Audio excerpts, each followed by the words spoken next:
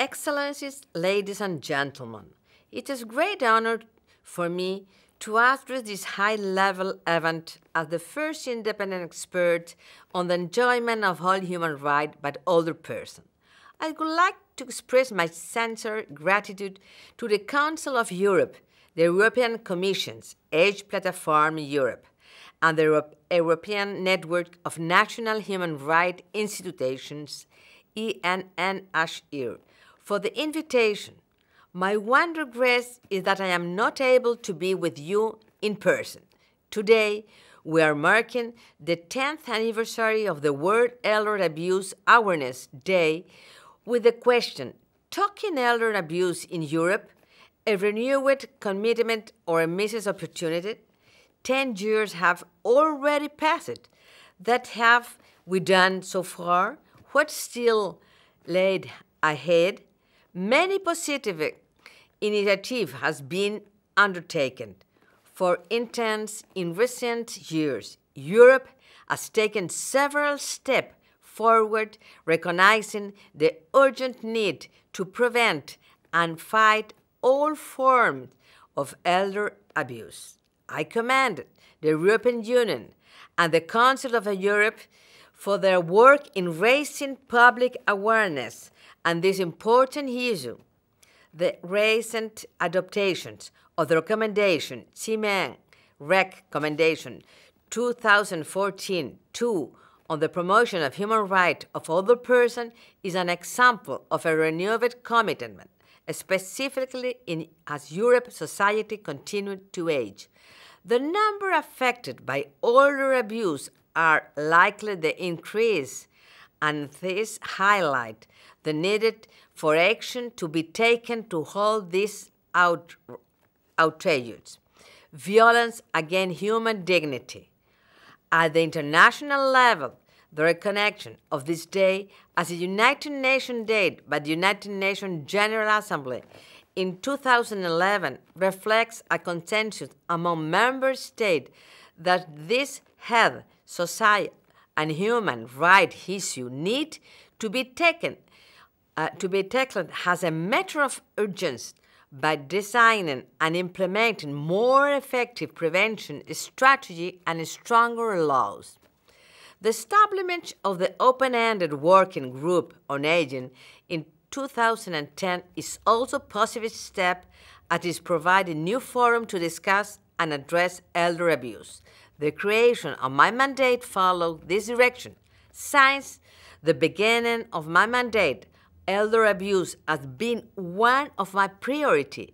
This mandate is guided by the United Nations Principle for Older Persons, which state that older persons should be able to live in dignity and security and be free of exploitation and physical or mental abuse. Therefore, elders' abuse is cross-cutting issue included in all activity of this mandate. For instance, in the first report that I presented to the Human Rights Council last year, I have put forth a comprehensive approach to aging, which included pressing issues such as the right for older persons to live free from abuse and violence in any circumstance. Moreover, the three official countries visit to Slovenia, Austria, and Mauritius that I conducted after receiving this invitation of the accepting government allowed me to assess how those states have so far addressed the issue of elder abuse through a deep analysis of laws, policy, programs, and strategy, and the identifications of the gaps as well as good practice. The reports of this official visit with conclusions and recommendations will be shared with all of you in September of this year.